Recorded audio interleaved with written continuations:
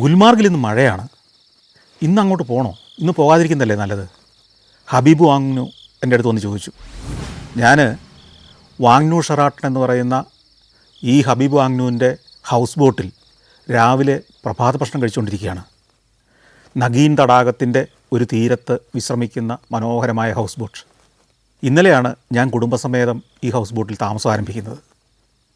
ഇന്ന് ഗുൽമാർഗിലേക്ക് പോകാനാണ് തീരുമാനിച്ചിരിക്കുന്നത്. ഗുൽമാർഗ് ഇവിടെ നിന്ന് ഒരു 70-75 കിലോമീറ്റർ അകലെയുള്ള മലമുകളിലെ ഒരു ഗംഭീര സ്ഥലമാണ്. മഞ്ഞ് പുതച്ച് കിടക്കുന്ന ഒരു പ്രദേശം. സ്കീയിങ്ങിനും മഞ്ഞ് വിനോദങ്ങൾക്കും ഒക്കെയായിട്ട് വിദേശികളും സ്വദേശികളുമായ ധാരാളം ടൂറിസ്റ്റുകൾ എത്തുന്നൊരു സ്ഥലം. കാശ്മീരിൽ ശ്രീനഗറിലെത്തിയാൽ ഗുൽമാർഗിൽ പോകാതെ ആരും മടങ്ങാറില്ല. പക്ഷേ ഹബീബ് വാങ്നു പറയുന്നു ഇന്നങ്ങോട്ട് പോകാതിരിക്കുന്നത് നല്ലത്, നല്ല മഴയാണ്. ഗുൽമാർഗിനെ നിങ്ങൾക്ക് മഴയത്ത് ആസ്വദിക്കാനേ കഴിയില്ല, അതുകൊണ്ട് ഇന്ന് പോകാതിരിക്കുന്നതല്ലേ നല്ലതെന്ന് വീണ്ടും അയാൾ എൻ്റെ അടുത്ത് ചോദിച്ചു. പക്ഷേ നാളെ എനിക്ക് ഇവിടെ നിന്ന് ലേയിലേക്ക് പോകണം. അപ്പോൾ ഇന്നെന്തായാലും പോയേ പറ്റൂ. ഒടുവിൽ ഇന്ന് തന്നെ പോകാൻ തീരുമാനിച്ചു. ഹബീബ് വാങ്നു ഒരു വണ്ടി ഞങ്ങൾക്ക് ഇന്ന് പോകാനായിട്ട് അറേഞ്ച് ചെയ്തിട്ടുണ്ട്. ഡ്രൈവറുടെ പേര് ഇർഫാൻ എന്നാണെന്നും അദ്ദേഹം പുറത്ത് കാത്തു നിൽക്കുന്നുണ്ടെന്നൊക്കെ പറഞ്ഞു. അപ്പോൾ പോകാൻ ഒരുങ്ങുമ്പോൾ ഹബീബ് വീണ്ടും ഞങ്ങളുടെ അടുത്തേക്ക് വന്നിട്ട് പറഞ്ഞു, നല്ല തണുപ്പും മഴയാണ്, പലയിടത്തും ഒരാൾ കനത്തിൽ മഞ്ഞ് വീണ് കിടക്കുകയാണ്, തണുപ്പിനെ പ്രതിരോധിക്കുന്ന വസ്ത്രങ്ങളൊക്കെ ഇട്ട് പോകണം. ചിരപരിചിതനായ ഒരു സുഹൃത്തിനെ പോലെ അല്ലെങ്കിൽ ഒരു ബന്ധുവിനെ പോലെ ഹബീബ് വാങ്നു ഞങ്ങളുടെ യാത്രയ്ക്കുള്ള ഒരുക്കങ്ങളെല്ലാം സൂക്ഷ്മമായി നിരീക്ഷിച്ചു. ഞങ്ങൾ ധരിച്ചിരിക്കുന്ന ജാക്കറ്റും സ്വെറ്ററും തൊപ്പിയും ഒക്കെ തണുപ്പിനെ പ്രതിരോധിക്കാൻ പര്യാപ്തമാണെന്ന് അങ്ങനെ ഉറപ്പുവരുത്തി. അങ്ങനെ ഞങ്ങളെ യാത്രയാക്കി. ഞങ്ങൾ ഇർഫാൻ്റെ കാറിൽ യാത്ര തുടങ്ങുകയാണ്. ഒരു 2-2.5 മണിക്കൂർ എടുക്കും നമ്മൾ ഈ താഴ്വാരയിൽ നിന്ന് മല കയറി ഗുൽമാർഗിലെത്താൻ. അതിനിടയ്ക്ക് നമ്മൾ ശ്രീനഗർ നഗരത്തിലൂടെ വേണം കടന്നു പോകാൻ. നഗരത്തിലൂടെ കടന്നു പോകുമ്പോൾ നഗരത്തിൻ്റെ ഒരു ഭാഗത്ത് വലിയൊരു കോട്ട കാണാം. കോട്ടയുടെ ഓരം ചേർന്ന് നമ്മൾ പോകുന്നത്. കൂടാതെ ഒരു കുന്നിൻ്റെ മുകളിൽ മറ്റൊരു കോട്ട കൂടിയുണ്ട്. അക്ബർ ചക്രവർത്തി പണിയിച്ചു തുടങ്ങിയ ഒരു കോട്ടയാണ്. ശ്രീനഗറിൻ്റെ നഗരത്തിൻ്റെ പഴയ കുറേ ഭാഗങ്ങൾ ഈ കോട്ടയ്ക്കകത്താണ്. എന്നാൽ കോട്ടയ്ക്ക് പുറത്തേക്ക് ഇപ്പോൾ നഗരം വ്യാപിച്ചിരിക്കുന്നു, വളർന്നിരിക്കുന്നു.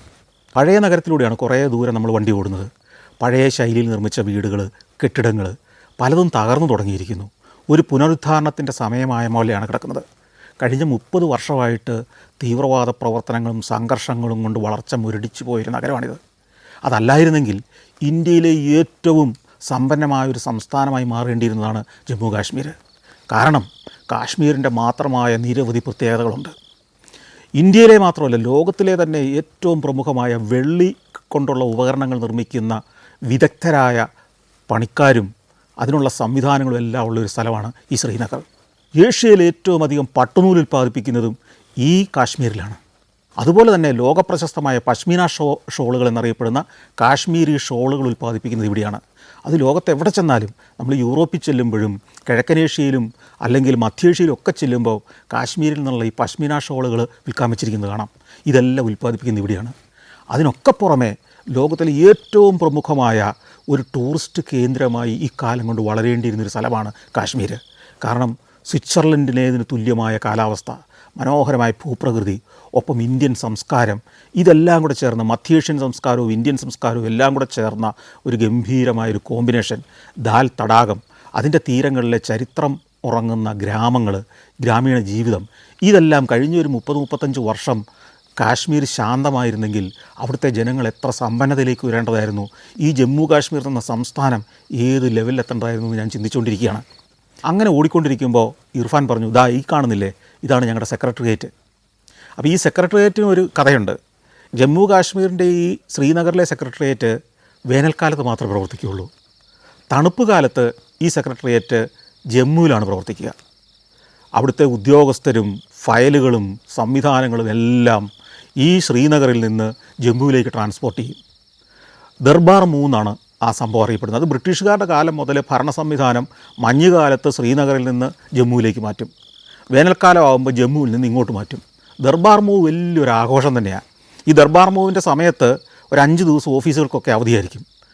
ഈ ജമ്മു കാശ്മീരിലെ ട്രാൻസ്പോർട്ട് കോർപ്പറേഷൻ്റെ 150 ട്രക്കുകളിലാണ് പട്ടാളത്തിൻ്റെ അകമ്പടിയോടുകൂടി ഈ സെക്രട്ടേറിയറ്റിലെ ഫയലുകളെല്ലാം ഈ കാശ്മീരിൽ നിന്ന് ജമ്മുവിലേക്കും തിരിച്ച് ജമ്മുവിൽ നിന്ന് കാശ്മീരിലേക്ക് കൊണ്ടിരുന്നു. ഒന്ന് ആലോചിച്ച് നോക്കിയാൽ എന്തൊരു ചടങ്ങാണെന്ന്. 150 ട്രക്കുകളിൽ കൊള്ളാൻ മാത്രം ഫയലുകളാണ് ട്രാൻസ്പോർട്ട് ചെയ്യേണ്ടത്, ഓരോ വർഷവും 2 തവണ വീതം. പോകുന്ന വഴിക്ക് ഒരു ബസ് സ്റ്റേഷനിൽ ഞങ്ങൾ കണ്ടു. ഈ ബസ് സ്റ്റേഷനിലെ കുട്ടി ബസ്സുകളാണ് കൂടുതൽ. കാരണം ഇനി പോകേണ്ടതെല്ലാം മലമ്പ്രദേശങ്ങളിലൂടെയാണല്ലോ ഈ ബസ്സുകളെല്ലാം. പഹൽഗാം, ഗുൽമാർഗ്, ബാരാമുള്ള ഇങ്ങനെയൊക്കെയുള്ള പല പ്രദേശങ്ങളിലേക്കും പിന്നെ മലയോര പ്രദേശങ്ങളിലേക്കും ഒക്കെ പോകേണ്ടത് കൊണ്ടും അവിടെയൊക്കെ വളരെ കുറച്ച് ജനസംഖ്യ ഉള്ളൂ എന്നുള്ളത് കൊണ്ടും കുട്ടി ബസ്സുകളാണ്.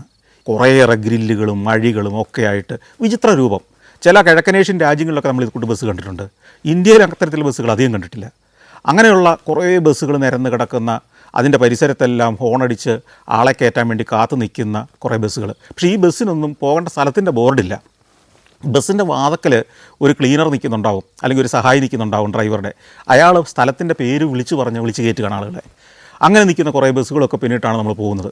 ശ്രീനഗർ നഗരം കഴിഞ്ഞു, പിന്നെ ചെറിയ ചെറിയ ഗ്രാമങ്ങൾ ഓരോന്നും കടന്നു പോവുകയാണ്.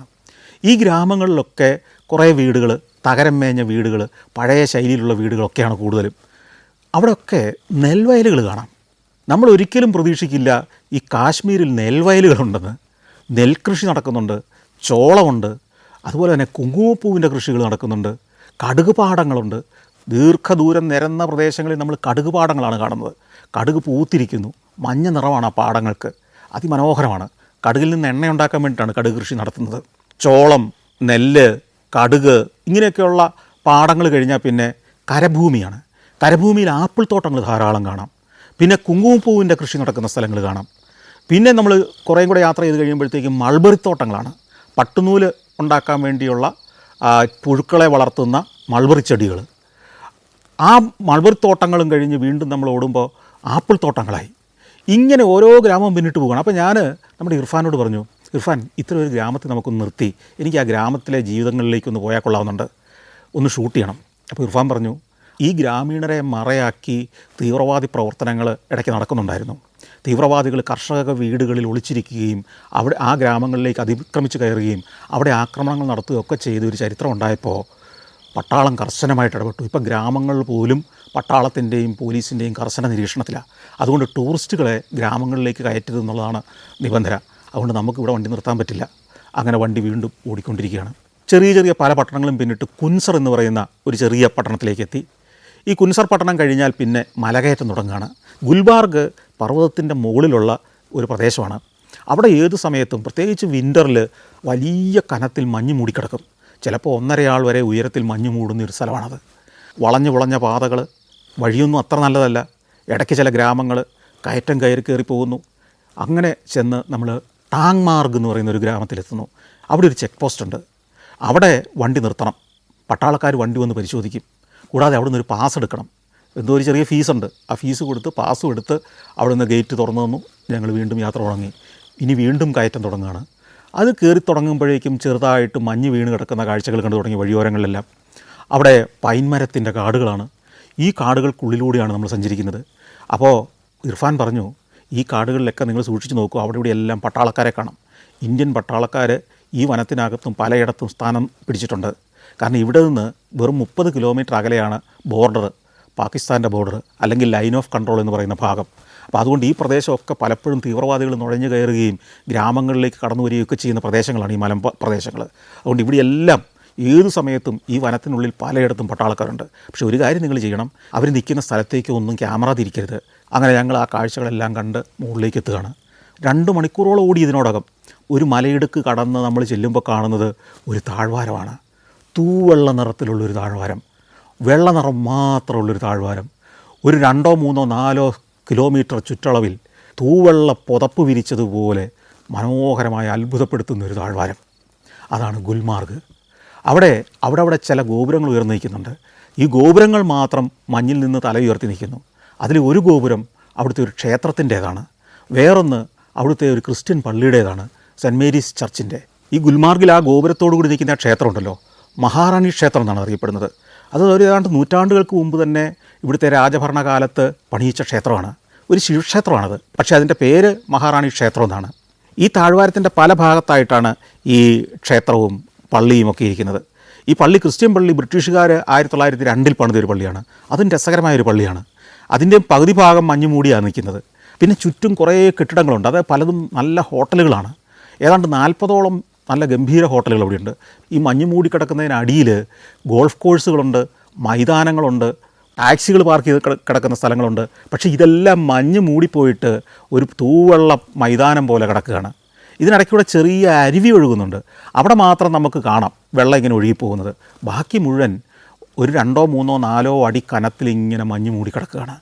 അതിന് നടുക്ക് മൈതാനം പോലെ തൂവെള്ള മഞ്ഞിൻ്റെ ഒരു പുതപ്പ് വിരിച്ച പോലെ കിടക്കുന്ന ഒരു ഭാഗത്തൂടെ എന്തൊക്കെയോ കളികൾ നടക്കുന്നുണ്ട്.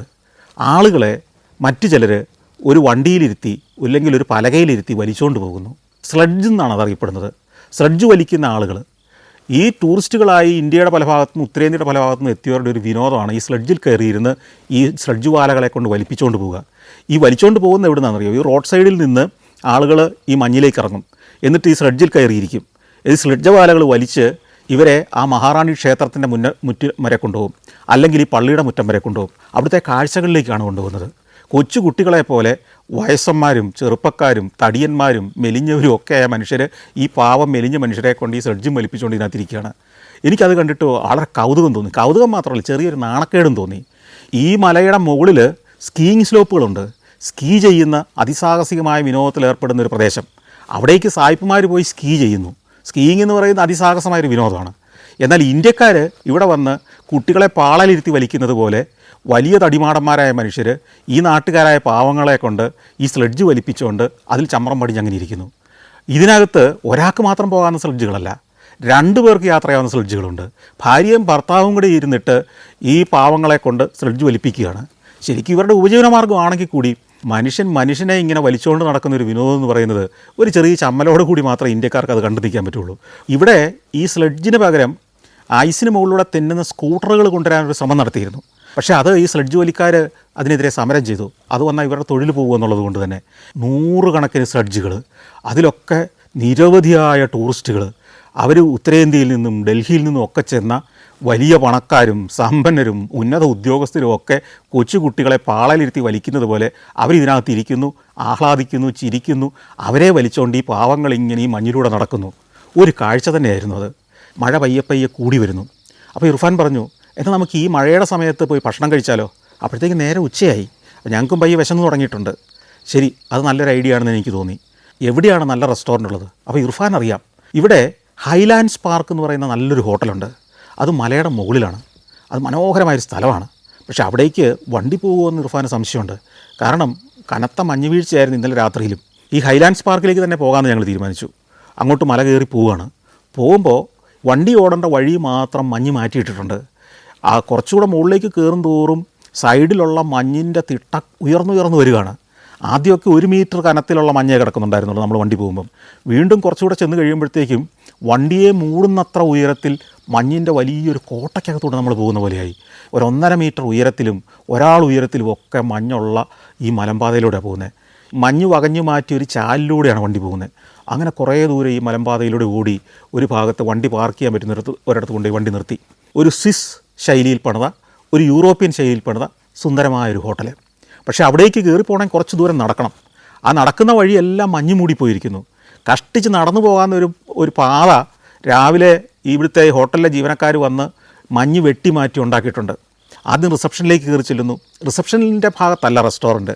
കുറച്ചുകൂടെ നടന്ന് റെസ്റ്റോറൻറ്റിലേക്ക് ചെല്ലുന്നു. അവിടെ ഞങ്ങൾക്ക് വേണ്ടി ഭക്ഷണം പെട്ടെന്ന് തയ്യാറാക്കി. ആദ്യം ഒരു സൂപ്പ് വന്നു, പിന്നെ ഭക്ഷണം, നോർത്ത് ഇന്ത്യൻ ഭക്ഷണം ഒന്നിന് പുറകെ ഒന്നായി വന്നു. അവിടെ ഇരുന്ന് ഈ താഴ്വാരത്തിൻ്റെ കാഴ്ചകളൊക്കെ കൊണ്ട് മനോഹരമായ പരിസരത്തിൻ്റെ ആ ഭംഗിയൊക്കെ ആസ്വദിച്ച് ഞങ്ങൾ ഭക്ഷണം കഴിച്ചു. ഞങ്ങൾ തിരിച്ചിറങ്ങുമ്പോഴത്തേക്കും ഈ ഹോട്ടലിലേക്ക് കൂടുതൽ ആളുകൾ വന്നുകൊണ്ടിരിക്കുകയാണ്. അപ്പോൾ ഈ ഇടുങ്ങിയ വഴിയിലൂടെ, ഈ മഞ്ഞിൻ്റെ ഇടവഴിയിലൂടെ കാറുകൾ കൂടുതൽ കയറി വരുന്നു. വേറൊരു വഴിയിലൂടെ ഞങ്ങൾ വീണ്ടും യാത്ര തുടർന്നു. അങ്ങനെ പോകുമ്പം പല സ്ഥാപനങ്ങളും കാണാം. ഈ ഗുൽമാർഗിൽ നിരവധി കേന്ദ്ര സർക്കാരിൻ്റെ സ്ഥാപനങ്ങളുണ്ട്. ഇവിടെ സ്കീയിങ് ആൻഡ് മൗണ്ടനിയറിങ്ങിൻ്റെ ഒരു ഇൻസ്റ്റിറ്റ്യൂട്ടുണ്ട്. സ്കീയിങ്ങും മൗണ്ടനിയറിങ്ങും പഠിപ്പിക്കുന്ന ഒരു കേന്ദ്രം. അത് കേന്ദ്ര സർക്കാരിൻ്റെ ഒരു സ്ഥാപനമാണ്.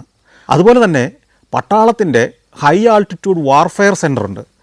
അതായത് നമ്മുടെ സിയാച്ചിൻ മേഖലയിലും അതുപോലുള്ള തീവ്രമായ തണുപ്പുള്ള മഞ്ഞുമലകളിൽ നിന്ന് യുദ്ധം ചെയ്യേണ്ടി വരുന്ന സൈനികർക്ക് പ്രത്യേക പരിശീലനം കൊടുക്കുന്ന ഒരു കേന്ദ്രമാണത്. അവിടുത്തെ പരിശീലനം കിട്ടിയവരെയാണ് സിയാച്ചിൻ പോലുള്ള പ്രദേശങ്ങളിലേക്ക്, മനുഷ്യവാസം അസാധ്യമായ സ്ഥലങ്ങളിലേക്ക് നമ്മുടെ രാജ്യത്തിൻ്റെ അതിർത്തി കാക്കാൻ വേണ്ടി ഇവരെ പരിശീലിപ്പിച്ചു വിടുന്നത്. ആ കേന്ദ്രമുണ്ട്. പിന്നെ കുറച്ചുകൂടെ ചെന്ന് കഴിയുമ്പോഴത്തേക്ക് നമ്മളൊരു കേബിൾ കാർ സ്റ്റേഷനിലേക്ക് ചെല്ലുകയാണ്. ഇവിടുന്ന് ഇനി മലമുകളിലേക്ക്, ഇവിടുന്ന് മുകളിലേക്ക് പോകാം. ആ മലമുകളിലേക്ക് കേബിൾ കാർ പുറപ്പെടുന്ന സ്ഥലമാണ്. ഈ കേബിൾ കാറിൽ കയറിയാൽ നമുക്ക് സ്കീയിങ് സ്ലോപ്പുകളുള്ള സ്ഥലത്തേക്ക് പോകാം. അവിടേക്ക് കൂടുതലും പാശ്ചാത്യരാണ് എത്തുന്നത്. ഈ സ്കീയിങ് പാശ്ചാത്യരുടെ വലിയൊരു വിനോദമാണ്. യൂറോപ്പിലും പ്രത്യേകിച്ച് സ്വിറ്റ്സർലൻഡിലും മഞ്ഞ് ആൽപ്സിൻ്റെ ചെരിവുകളുള്ള രാജ്യങ്ങളിലും എല്ലാം സ്കീയിങ് വളരെ പ്രചാരമുള്ള ഒരു വിനോദമാണ്.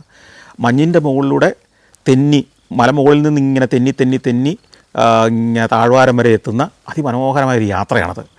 അത് കുറച്ച് പരിശീലനമൊക്കെ ആവശ്യമുള്ളതാണ്. യൂറോപ്പിലൊക്കെ സ്കീ റിസോർട്ടുകളിലെ എൻട്രൻസ് ഫീസ്, അവിടുത്തെ ഫെസിലിറ്റികൾക്ക് കൊടുക്കേണ്ട ഫീസൊക്കെ ഭയങ്കര കൂടുതലാണ്. പക്ഷേ നമ്മുടെ ഈ കാശ്മീരിലെ ഈ ഗുൽമാർഗിലെ സ്കീ റിസോർട്ടുകളിൽ, സ്കീ സ്ലോപ്പുകളിലൊക്കെ വളരെ മിതമായ നിരക്കേ ഉള്ളൂ. ഇന്ത്യക്കാർക്കും വിദേശികൾക്കും ഒക്കെ അവിടെ വരാം. പക്ഷേ ഞങ്ങളവിടെ കയറാൻ ചെല്ലുമ്പോൾ വീണ്ടും മഴയാണ്. ഈ കേബിൾ കാറിൽ മഴയത്ത് യാത്ര ചെയ്ത് ചിത്രീകരിക്കുക എന്ന് പറയുന്നത് അസാധ്യമായ കാര്യമാണ്. കുറച്ച് നേരം അവിടെ നിന്നു, മഴ തോരുന്ന ലക്ഷണമില്ല. ഗുൽമാർഗിലെ പല കാഴ്ചകളിലേക്ക് പോയി. അതൊക്കെ വണ്ടിക്കകത്തിരുന്ന് തന്നെ ചിത്രീകരിച്ചു. വീണ്ടും കറങ്ങി താഴെ വരുമ്പം ഈ സ്ലെഡ്ജിൽ കുട്ടികളും മുതിർന്നവരും അപ്പൂപ്പന്മാരും അമ്മൂമ്മമാരും ഒക്കെ ക്ഷേത്ര പരിസരത്തേക്കും ആ കുന്നിൻ ചെരുവുകളിലേക്കും എല്ലാം പോകുന്ന ഗംഭീരമായൊരു കാഴ്ചയാണ്. ആ കാഴ്ചയൊക്കെ ചിത്രീകരിച്ച് ചില വ്യൂ പോയിൻറ്റുകളിൽ നിന്ന് താഴ്വാരത്തിൻ്റെ മനോഹരമായ കാഴ്ചകളൊക്കെ ഷൂട്ട് ചെയ്ത് ഞങ്ങൾ മടങ്ങാൻ തീരുമാനിച്ചു. അപ്പോഴത്തേക്ക് നേരെ ഒരു 2:30-3 മണിയായിരിക്കുന്നു. പോയ വഴിയിലൂടെ തന്നെ മടങ്ങി ഞങ്ങൾ ശ്രീനഗർ നഗരത്തിലേക്കെത്തി. സന്ധ്യയായിട്ടില്ല. അതുകൊണ്ട് ഒരു കാര്യം ചെയ്യാൻ തീരുമാനിച്ചു. നഗരത്തിലെ 1-2 കാഴ്ചകളിലേക്ക് പോകാം. ശ്രീനഗർ നഗരത്തിനകത്ത് പഴയ നഗരഭാഗത്ത് പുരാതനമായൊരു മസ്ജിദുണ്ട്. ജാമിയ മസ്ജിദ് എന്നാണ് അതിൻ്റെ പേര്. നൗഹാട്ട എന്ന് പറയുന്ന ആ പുരാതന നഗരഭാഗത്തിലാണത്. അങ്ങോട്ട് വണ്ടി വിടാൻ പറഞ്ഞു. ഇർഫാൻ വണ്ടി അങ്ങോട്ട് വിട്ടു. അവിടേക്ക് പോകുമ്പോഴും മനോഹരമായ കാഴ്ചകളാണ്. മനോഹരമായ കാഴ്ച എന്ന് പറഞ്ഞാൽ പുരാതനമായ ഒരു നഗരത്തിൻ്റെ കാഴ്ചകൾ. ശ്രീനഗർ ഒരു പുരാതന നഗരമാണ്. 12,000 വർഷമായിട്ട് മനുഷ്യവാസമുള്ളൊരു നഗരം. കൂടാതെ മുഗൾ ഭരണകാലത്തും പിന്നീടുള്ള ഭരണകാലങ്ങളിലുമൊക്കെ പ്രധാനപ്പെട്ട ഒരു വാണിജ്യ കേന്ദ്രം കൂടിയായിരുന്നത്. അപ്പോൾ അന്നത്തെ ശൈലിയിൽ പോലും നിലനിൽക്കുന്ന കെട്ടിടങ്ങളും കോട്ടകളും പുരാനിർമ്മിതികളും ഒക്കെ കണ്ടുകൊണ്ടാണ് നമ്മൾ പോകുന്നത്. പക്ഷേ അതിനെയൊന്നും വളരെ ഭംഗിയായിട്ട് സംരക്ഷിക്കുന്നില്ല. കാരണം ഈ കഴിഞ്ഞ 30-35 വർഷം നടന്ന പോരാട്ടങ്ങളുടെയും ഭീകരാക്രമണങ്ങളുടെയും ഒക്കെ കാരണം കൊണ്ട് പലരും അവിടെ ഇൻവെസ്റ്റ് ചെയ്യാൻ മടിച്ചു, നവീകരിക്കാൻ മടിച്ചു, കെട്ടിടങ്ങളുള്ളവർ പുനരുദ്ധരിക്കാൻ മടിച്ചു. ഭാവിയെക്കുറിച്ച് ആശങ്കയിലായിരുന്നു എല്ലാവരും. പക്ഷേ ഇപ്പോൾ അവർക്ക് പ്രതീക്ഷയായിട്ടുണ്ട്. ടൂറിസം വളർന്നു തുടങ്ങിയിരിക്കുന്നു, ശാന്തമായി തുടങ്ങിയിരിക്കുന്നു താഴ്വാരം. അതുകൊണ്ട് തന്നെ കൂടുതൽ ബിസിനസ് ഇൻവെസ്റ്റ്മെൻറ്റ്സ് വന്നു തുടങ്ങിയിരിക്കുന്നു, കെട്ടിടങ്ങൾ നവീകരിച്ച് തുടങ്ങിയിരിക്കുന്നു, ടൂറിസത്തിന് വേണ്ടി പല സംവിധാനങ്ങൾ ഒരുക്കിക്കൊണ്ടിരിക്കുന്നു, പുതിയ ഷോപ്പുകൾ ഉയർന്നു തുടങ്ങിയിരിക്കുന്നു. സജീവമായൊരു ജീവിത കാഴ്ചയ്ക്ക് ഇപ്പോൾ നമ്മൾ കണ്ടു തുടങ്ങിയിട്ടുണ്ട്. അങ്ങനെ നമ്മൾ ഓടി ജാമിയ മസ്ജിദിൻ്റെ സമീപത്തെത്തി. അവിടെ വണ്ടി പാർക്ക് ചെയ്തു. പുരാതന നഗരഭാഗം തന്നെയാണത്. ഈ മസ്ജിദ് കെട്ടിടത്തിൻ്റെ 4 ഭാഗത്തും ഓരോ ഗോപുരങ്ങളുണ്ട്. ഈ ഗോപുരങ്ങൾ ഒരു പടിപ്പുര പോലെയാണ് പ്രവർത്തിക്കുന്നത്. അതിനകത്തുകൂടെ നമുക്ക് അകത്തേക്ക് കയറാം. ഒരു വൃദ്ധനായ മനുഷ്യൻ അവിടെ ഇരിക്കുന്നുണ്ട്. നമുക്ക് ടിക്കറ്റൊന്നുമില്ല, വേണമെങ്കിൽ എന്തെങ്കിലും സംഭാവന നൽകാം. ഞാനൊരു ചെറിയ സംഭാവന അവിടെ കൊടുത്തു. ഷൂസൊക്കെ അവിടെ ഊരി ഒരിടത്ത് വെച്ചു. എന്നിട്ട് ഞങ്ങൾ ഈ മസ്ജിദിനകത്തേക്ക് നടന്നു. അതിഗംഭീരമായൊരു മസ്ജിദാണ്, പുരാതനമായൊരു മസ്ജിദ്. AD 1400 സുൽത്താൻ സിക്കന്ദർ പണിയിച്ച ഒരു ദേവാലയം. അതിഗംഭീരമാണ്. അതിൻ്റെ അകം കൂടുതലും ദാരുശില്പ പണികൾ കൊണ്ട് അലങ്കൃതമാണ്. അതിമനോഹരമായ മേൽക്കൂര, ചുവരുകൾ, അതിമനോഹരം. ഈ പള്ളിയുടെ ഏരിയ മാത്രം 2 ഏക്കർ വരും. 2 ഏക്കറിനകത്താണ് ഈ പള്ളി ഇരിക്കുന്നത്. ഈ പള്ളിക്ക് പുറമെ ചുറ്റുമുള്ള സ്ഥലവും കൂടെ ചേർത്താൽ ഏതാണ്ട് 8 ഏക്കറുണ്ട്. ഈ പള്ളിക്കകത്തെ നടുമുറ്റം മാത്രം ഏതാണ്ട് 1 ഏക്കർ മിച്ചമുണ്ട്. 1 ഏക്കർ മിച്ചമുള്ള ഒരു നടുമുറ്റമുള്ള ഒരു പള്ളി എന്ന് സങ്കല്പിച്ച് ചുറ്റോട് ചുറ്റും കെട്ടിടം. ഈ കെട്ടിടങ്ങളൊക്കെ ദാരുശില്പ വേലകൾ കൊണ്ട് മനോഹരമാക്കിയ കെട്ടിടം. ഈ കെട്ടിടത്തിനകത്ത് അതിമനോഹരങ്ങളായ കുറേ മരത്തൂണുകളുണ്ട്. ഏതാണ്ട് 370 മരത്തൂണുകളാണ് ഉള്ളത്. മനോഹരമായിട്ട് അലങ്കരിക്കപ്പെട്ടിരിക്കുന്ന മരത്തൂണുകൾ.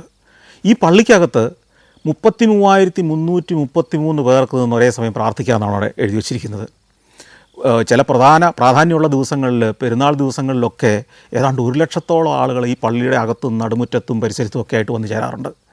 അപ്പോൾ അതിനകത്തൂടെ എല്ലാം ഞാൻ ചിത്രീകരിച്ച് നടന്നു. ഈ മസ്ജിദിൽ നിന്ന് ഞാൻ പുറത്തേക്ക് ഇറങ്ങി. എന്നിട്ട് ഈ തെരുവുകളിലൂടെ നടന്നു. അതിഗംഭീരമായ ജീവിത കാഴ്ചകളാണ്. ഞാൻ നേരത്തെ പറഞ്ഞതുപോലെ 2 നിലയും 3 നിലയൊക്കെയുള്ള വീടുകൾ, കെട്ടിടങ്ങൾ, താഴെ കച്ചവട സ്ഥാപനങ്ങൾ, മുകളിൽ ആളുകൾ പാർക്കുന്നു. അവിടെ മട്ടുപ്പാവുകളുണ്ട്. ഈ മട്ടുപ്പാവുകൾ ആളുകൾ തെരുവിലെ കാഴ്ചകൾ കണ്ടിരിക്കുന്നു. മനോഹരമായ ജാലകങ്ങൾ, കൊത്തുപണികൾ ചെയ്തതാണ് ഈ കെട്ടിടങ്ങളിലെല്ലാം ബാൽക്കണികൾ. മനോഹരമായ ദാരുശില്പ വേലകൾ. താഴെക്കൂടെ ഇടുങ്ങിയ തെരുവുകളാണ്. അതിലൂടെ കച്ചവടക്കാർ ഉന്തുവണ്ടിയിൽ സാധനങ്ങളൊക്കെ ആയിട്ട് പോകുന്നു.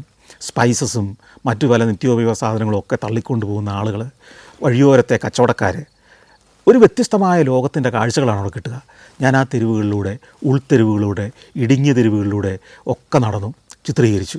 ഈ കെട്ടിടങ്ങൾക്കെല്ലാം നമ്മൾ കാണുന്നത് ഒരു പേർഷ്യൻ വാസ്തുവിദ്യാ ശൈലിയാണ്. പല കെട്ടിടങ്ങളും പ്ലാസ്റ്റർ ചെയ്തിട്ടില്ല, ചുടുകട്ടയും മരവും കൊണ്ടാണ് കൂടുതലും പണിതിരിക്കുന്നത്. പക്ഷേ അതിനൊക്കെ ഒരു സൗന്ദര്യമുണ്ട്. ആ പ്രകൃതിയും ആ കാലാവസ്ഥയും എല്ലാം കൂടെ ചേരുമ്പം ഒരു ഗംഭീര അനുഭവമാണത്. കുറേ നേരം ഈ നഗരത്തിൻ്റെ പല ഭാഗങ്ങളിലൂടെ ചുറ്റി നടന്ന ശേഷം ഇർഫാൻ്റെ കാറിൽ ചെന്ന് കയറി ഞങ്ങൾ വീണ്ടും നമ്മുടെ ഹൗസ് ബോട്ടിലേക്ക് മടങ്ങുകയാണ്. അങ്ങനെ പോകുമ്പോൾ ഇർഫാൻ ചോദിച്ചു, നിങ്ങളെ ഇപ്പോൾ ഹൗസ് ബോട്ട് കിടക്കുന്ന നഗീൻ തടാകത്തിൻ്റെ ആ തീരത്തെത്തണമെങ്കിൽ ഒത്തിരി ദൂരം ഉൾപ്രദേശങ്ങളിലൂടെ പോകണം. ഞാൻ നഗീൻ തടാകത്തിൻ്റെ മറുകരയിലേക്ക് എത്താനാണെങ്കിൽ കുറച്ച് ദൂരം പോയാൽ മതി.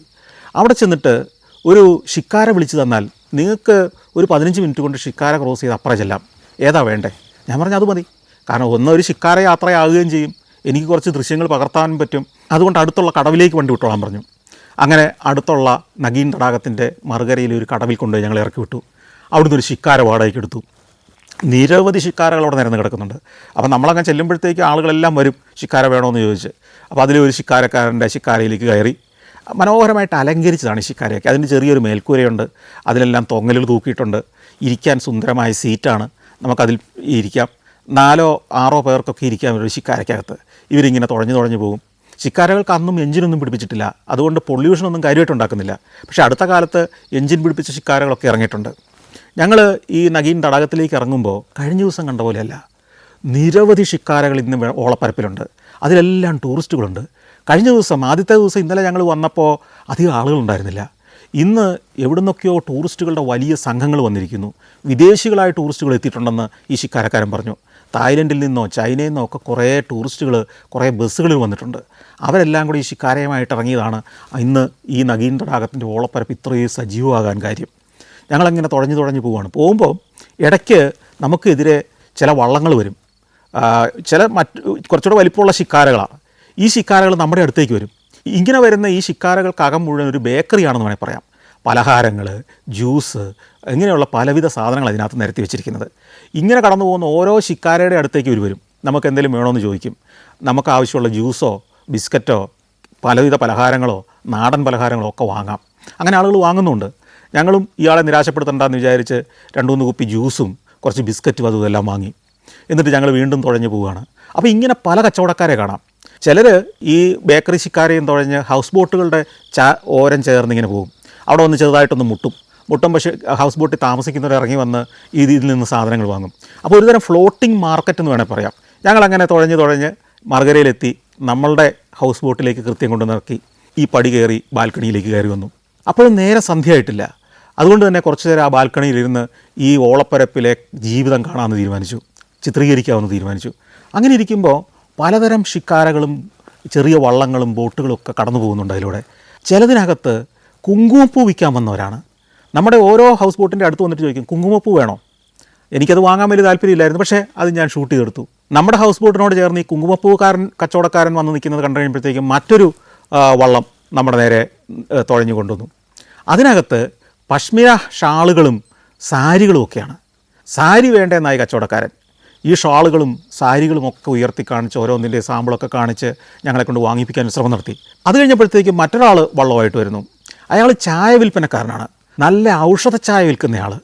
അവിടുത്തെ എന്തൊക്കെയോ ഇലകളിട്ട് തിളപ്പിച്ചെടുത്ത ഒരു തരം ചായ, ഒരു ഗ്രീൻ ടീ പോലത്തെ ചായ. ഞങ്ങളത് വാങ്ങി കുടിച്ചു. മിൻറ്റും ഒക്കെ ചേർത്ത ഒരു പ്രത്യേകതരം ചായ. ആ ചായയൊക്കെ കുടിച്ച് അങ്ങനെ ഇരിക്കുമ്പോഴത്തേക്കും വേറെയും വള്ളങ്ങൾ ഇങ്ങനെ കടന്നു പോകുന്നുണ്ട്. ഇതിനകത്തെ ചില വള്ളങ്ങൾ തുണി അലക്കുകാരുടേതാണ്. വൈകുന്നേരം ആകുമ്പോൾ ഇവർ അലക്കിയ തുണിയുമായിട്ട് ഓരോ ഹൗസ് ബോട്ടിലേക്കും വരും. രാവിലെ ഇവർ വന്ന് മുഷിഞ്ഞ തുണി കളക്ട് ചെയ്തുകൊണ്ട് പോകും. അത് ഇവിടെ വന്ന് ടൂറിസ്റ്റുകളുടെ അലക്കാനുള്ള തുണികൾ രാവിലെ വന്ന് കളക്ട് ചെയ്തുകൊണ്ട് പോകും. എന്നിട്ട് വൈകിട്ടാകുമ്പം ഇവർ ഇതേ ഹൗസ് ബോട്ടുകളിൽ ഓരോന്നിലും കൊണ്ടുവന്ന് അലക്കിയ തുണി തിരിച്ചേൽപ്പിക്കും. അപ്പം ഞാൻ ചിന്തിക്കുക ചെയ്ത്, എത്രയോ ആളുകളാണ് ഈ നഗീൻ തടാകത്തിലൂടെ വള്ളം തുഴഞ്ഞ് പലവിധ തൊഴിലുകളെടുത്ത് ഉപജീവനം നടത്തുന്നത്. അങ്ങനെ ഇരിക്കുമ്പോൾ പെട്ടെന്ന് ഹബീബ് വാങ്നു ഈ ഹൗസ് ബോട്ടിലേക്ക് കയറി വന്നു. എന്നിട്ട് എൻ്റെ അടുത്ത് ചോദിച്ചു, നാളെ രാവിലെയല്ലേ ലേക്ക് പോകേണ്ടത്? ഞാൻ പറഞ്ഞാതെ, വണ്ടി അറേഞ്ച് ചെയ്തിട്ടില്ലേ? അപ്പോൾ ഹബീബ് വാങ്നുവിനോട് ഞാൻ പറഞ്ഞിരുന്നു, എനിക്ക് ഇവിടുന്ന് ലേക്ക് പോകാനുള്ള വാഹനം അറേഞ്ച് ചെയ്യണം. ലേയിൽ 1-2 ദിവസം സഞ്ചരിക്കുകയും വേണം. എന്നിട്ട് അയാൾ തിരിച്ചു വരണം. ഞാൻ ലേയിൽ നിന്ന് വിമാനത്തിൽ നാട്ടിലേക്ക് മടങ്ങും. അങ്ങനെയാണ് പരിപാടിയൊക്കെ അറേഞ്ച് ചെയ്തിരിക്കുന്നത്. അപ്പോൾ ദീർഘമായ യാത്രയാണ് ലേയിലേക്ക്. കാർഗിലൊക്കെ പിന്നിട്ട് വേണം കടന്നു പോകാൻ. ഒരു രാത്രി കാർഗിലിൽ താമസിച്ചിട്ട് വേണം പോകാൻ. അതെല്ലാം അറേഞ്ച് ചെയ്തിട്ടുണ്ട്. വാങ്നു പറഞ്ഞു, വണ്ടിയൊക്കെ അറേഞ്ച് ചെയ്തിട്ടുണ്ട്, പക്ഷേ ഒരു പ്രശ്നമുണ്ട്. ഞാൻ ചോദിച്ചു, എന്താ പ്രശ്നം? കാർഗിൽ വഴിയുള്ള പാത പട്ടാളം അടച്ചിരിക്കുകയാണ്. അതിലൂടെ വാഹനങ്ങൾ വിടുന്നില്ലെന്നാണ് കേട്ടത്. അപ്പോൾ നാളെ എങ്ങനെ പോകും? അതൊരു പ്രശ്നമാവില്ലേ? അപ്പോൾ പ്രശ്നമായി. കാരണം എനിക്ക് മടക്കയാത്രക്കുള്ള ടിക്കറ്റ് എടുത്തിരിക്കുന്നത് ലേയിൽ നിന്നാണ്, ഫ്ലൈറ്റ് ടിക്കറ്റ്. അപ്പോൾ ഞാൻ ചോദിച്ചു, ഈ കാർഗിൽ വഴി അല്ലാതെ ലേയിലേക്ക് പോകാൻ മാർഗ്ഗങ്ങളൊന്നുമില്ലേ? അപ്പോൾ പറഞ്ഞു വേറെയും റോഡുകളുണ്ട്, പക്ഷേ അതൊക്കെ ദുർഘടം പിടിച്ച പാതകളാണ്, ദീർഘമായ യാത്രകൾ വേണം, അവിടെയും മഞ്ഞ് വീഴ്ചയോ തടസ്സങ്ങളോ ഉണ്ടാവില്ലെന്ന് ഉറപ്പൊന്നുമില്ല. ഈ വഴി ഉണ്ടായിരുന്നെങ്കിൽ അതായിരുന്നു നല്ലത്. തന്നെയല്ല, നമ്മൾ ഉദ്ദേശിക്കുന്ന സമയത്തൊന്നും മറ്റു വഴികളിലൂടെ പോയി അവിടെ എത്താനും സാധ്യതയില്ല. ഫ്ലൈറ്റിൽ പോയിക്കൂടെ? ശ്രീനഗറിൽ നിന്ന് ലേയിലേക്ക് ഫ്ലൈറ്റില്ലേ? ഫ്ലൈറ്റുണ്ട്. അപ്പോൾ ഞാൻ ഉടൻ തന്നെ നെറ്റിൽ പരിശോധിച്ചു. ഫ്ലൈറ്റ് ഉള്ളതായിട്ട് കാണിക്കുന്നുണ്ട്, ബുക്ക് ചെയ്യാൻ പറ്റുന്നില്ല. ഉടനെ എനിക്ക് വേണ്ടി സാധാരണഗതിയിൽ ഇത്തരത്തിൽ ഒരു പ്രശ്നം വന്നാൽ ഫ്ലൈറ്റ് ടിക്കറ്റ് ബുക്ക് ചെയ്ത് തരികയോ ഹോട്ടൽ ബുക്ക് ചെയ്ത് ചെയ്യുന്നൊരു സുഹൃത്തുണ്ട് എറണാകുളത്ത്. അദ്ദേഹം ഒരു ട്രാവൽ കമ്പനി നടത്തുന്നയാളാണ്. ഞാൻ ഉടൻ തന്നെ അദ്ദേഹത്തെ വിളിച്ചു. എനിക്ക് 4 ടിക്കറ്റ് നാളെ ശ്രീനഗറിൽ നിന്ന് ലേയിലേക്ക് കിട്ടിയേ പറ്റൂ, എങ്ങനെയെങ്കിലും അറേഞ്ച് ചെയ്യണം. ഇവിടെ നിന്ന് ഫ്ലൈറ്റുണ്ട്, പക്ഷേ അതിലെനിക്ക് ടിക്കറ്റ് ബുക്ക് ചെയ്യാൻ പറ്റുന്നില്ല. നോക്കട്ടെ, അയാൾ സമ്മതിച്ചു. നാളത്തെ ഈ യാത്ര മുടങ്ങുമോ? ഇതെല്ലാം നമ്മൾ കൃത്യമായി പ്ലാൻ ചെയ്തിരിക്കുകയാണ്. 2 ദിവസം ലേയിൽ നിന്നിട്ട് എനിക്ക് മടങ്ങണം നാട്ടിലേക്ക്, കുട്ടികൾക്ക് സ്കൂളിലേക്ക് പോകണം, എനിക്ക് എൻ്റെ ജോലികളുണ്ട്, പലവിധ പ്രശ്നങ്ങളുണ്ട്. കൃത്യസമയത്ത് തിരിച്ച് നാട്ടിലെത്തിയേ പറ്റൂ. ഏതായാലും അത്താഴം എല്ലാം കഴിച്ച് കഴിഞ്ഞപ്പോഴത്തേക്കും കൊച്ചിയിൽ നിന്ന് എൻ്റെ സുഹൃത്തിൻ്റെ ഫോൺ വന്നു. അദ്ദേഹം പറഞ്ഞു 3 ടിക്കറ്റ് കിട്ടുമെന്നുള്ള ഉറപ്പായി, പക്ഷേ 1 ടിക്കറ്റ് കൂടെ കിട്ടാൻ ഞാൻ വെയിറ്റ് ചെയ്യുകയാണ്. ഞാൻ പറഞ്ഞു 3 ടിക്കറ്റ് ഇട്ട് കാര്യമില്ല, ആരെയും ഇവിടെ ഉപേക്ഷിച്ചിട്ട് പോവുക, അല്ലെങ്കിൽ ഞാനിവിടെ നിന്നിട്ട് ബാക്കിയുള്ളവരെ കയറ്റി വിടാൻ പറ്റുമോ? പറഞ്ഞു സമയം എന്താ, നേരം വെളുക്കുമ്പോഴത്തേക്കും മിക്കവാറും ശരിയാവും, ശ്രമിക്കാം നമുക്ക്. അപ്പോൾ ഇങ്ങനെയൊരു കാര്യം കേൾക്കുമ്പോൾ ഒരു പ്രശ്നം എന്താണെന്ന് വെച്ച് കഴിഞ്ഞാൽ നമുക്ക് ടെൻഷനായല്ലോ, നമുക്കൊരു ഉറപ്പില്ലല്ലോ നമ്മുടെ നാളത്തെ യാത്ര. ഏതായാലും ഞങ്ങൾ ഉറങ്ങാൻ കിടന്നു.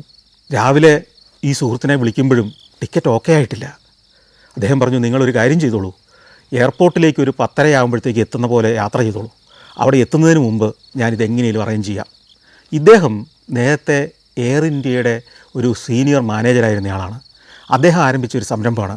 അദ്ദേഹത്തിന് എയർലൈനുകളുടെ ഓഫീസുകളും സീനിയർ ഓഫീസേഴ്സും ഒക്കെ ആയിട്ട് അത്യാവശ്യം നല്ല ബന്ധമുണ്ട്. ആ ധൈര്യത്തിലാണ് അദ്ദേഹം പറഞ്ഞതെന്ന് എനിക്ക് മനസ്സിലായി. എന്തും വരട്ടെ, അതിരാവിലെ തന്നെ ഞങ്ങൾ ബ്രേക്ക്ഫാസ്റ്റ് പോലും കഴിക്കാതെ യാത്ര ആരംഭിച്ചു. അതിന് കാരണമുണ്ട്. ഇവിടുത്തെ പ്രശസ്തമായൊരു കാഴ്ച നമ്മൾ ഇതുവരെ ചിത്രീകരിച്ചിട്ടില്ല. ഹസ്രത്ത് ബാൽ ദേവാലയം, ഹസ്രത്ത് ബാൽ മോസ്ക് ചരിത്രമുള്ളൊരു ദേവാലയമാണ്. ഇവിടുത്തെ ഏറ്റവും പ്രശസ്തമായ തീർത്ഥാടന കേന്ദ്രം. ഇർഫാൻ രാവിലെ തന്നെ വണ്ടിയായിട്ട് വന്നിട്ടുണ്ടായിരുന്നു. ഇർഫാൻ്റെ വണ്ടിയിൽ നേരെ ഹസ്രത്ത് ബാൽ പള്ളിയിലേക്ക് പോയി. അതിൻ്റെ പരിസരമാകെ പട്ടാളത്തിൻ്റെ നിയന്ത്രണത്തിലാണ്. കാരണം കുറച്ചു കാലം മുമ്പ് ഭീകരമായ ഏറ്റുമുട്ടൽ നടന്നൊരു സ്ഥലമാണ്. തീവ്രവാദികൾ ഈ പള്ളിക്കകത്ത് കയറുകയും 30 ദിവസത്തോളം പള്ളിക്കകത്ത് ഒളിച്ചിരിക്കുകയും അവരെ വളഞ്ഞ് പട്ടാള ആക്രമണം നടത്തുകയൊക്കെ ചെയ്ത് വലിയ പ്രശ്നങ്ങളുണ്ടായൊരു സ്ഥലമാണ്. തീവ്രവാദികളും പട്ടാളവുമായിട്ടുള്ള വലിയ ഏറ്റുമുട്ടലുകൾ നടന്ന സ്ഥലമാണ്. ഇനിയൊരിക്കലും അത് ഉണ്ടാവരുതെന്നുള്ള ചിന്തയിൽ ഇന്ത്യൻ സൈന്യം അതിനെ കർശനമായി സംരക്ഷിക്കുകയാണ്. അതുകൊണ്ട് കനത്ത സുരക്ഷയ്ക്കകത്താണ് ഈ ദേവാലയം ഇരിക്കുന്നത്. ഈ ഹസ്രത്ത് ബാൽ മോസ്കിൻ്റെ പ്രത്യേകത എന്തെന്നറിയോ? ഇതിനുള്ളിൽ മുഹമ്മദ് നബിയുടെ ഒരു മുടി സൂക്ഷിച്ചിട്ടുണ്ടെന്നാണ് വിശ്വസിക്കുന്നത്. നൂറ്റാണ്ടുകൾക്ക് മുൻപ് ഔറംഗസേബിൻ്റെ ഭരണകാലത്ത് കൊണ്ടുവന്ന ഒരു മുടി, അദ്ദേഹത്തിൻ്റെ ഒരു തിരുക്കേശം ഈ പള്ളിയിലെ ഒരു ഷ്രൈനിൽ സൂക്ഷിച്ചിട്ടുണ്ട്. അതുകൊണ്ടാണ് ഇത് പവിത്രമായ ഒരു ദേവാലയമാകുന്നത്, ഇതൊരു തീർത്ഥാടന കേന്ദ്രമാകുന്നത്. ഈ സംഘർഷത്തിൽ നിൽക്കുമ്പോഴും വിമാനത്തിൽ ടിക്കറ്റ് കിട്ടുമെന്ന് ഉറപ്പില്ലാത്തപ്പോഴും ഈ ദേവാലയത്തിൻ്റെ ദൃശ്യങ്ങൾ കൂടി പകർത്തിയിട്ടേ പോകാവുള്ളൂ എന്നുള്ള ദൃഢനിശ്ചയത്തിൽ അവിടെ എത്തിയിരിക്കുന്നത്. പള്ളിയുടെ പരിസരത്തെ ദൃശ്യങ്ങളും പള്ളിയുടെ ആദ്യം കയറി ചെല്ലുന്ന ഭാഗത്തെ ദൃശ്യങ്ങളൊക്കെ ചിത്രീകരിച്ചു. അകത്തേക്ക് ചെല്ലുമ്പോൾ ഒരു കാര്യം മനസ്സിലായി, അകത്തേക്ക് ക്യാമറ വിടില്ല. ചെരുപ്പൊക്കെ ഊരിയിട്ട് ക്യാമറയോടെ ഏൽപ്പിച്ച് ഞങ്ങൾ പള്ളിക്കകത്തേക്ക് കയറി അകത്തൂടെ നടന്നു. തിരുക്കേശം സൂക്ഷിച്ചിരിക്കുന്ന ആ ഷ്രൈനൊക്കെ കണ്ടു. തിരിച്ചിറങ്ങി വന്നു. ആ പരിസരത്തെ കാഴ്ചകളെല്ലാം പകർത്തിയെടുത്തു.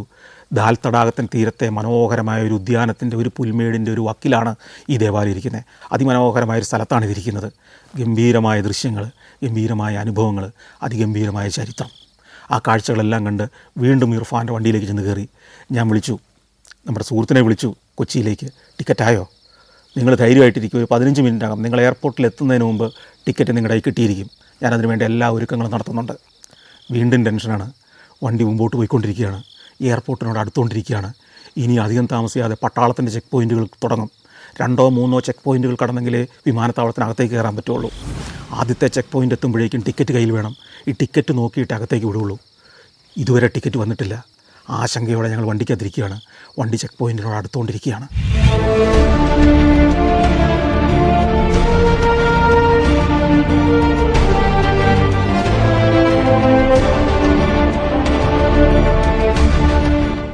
Morocco, North Macedonia, Kazakhstan, Zambia, Zimbabwe.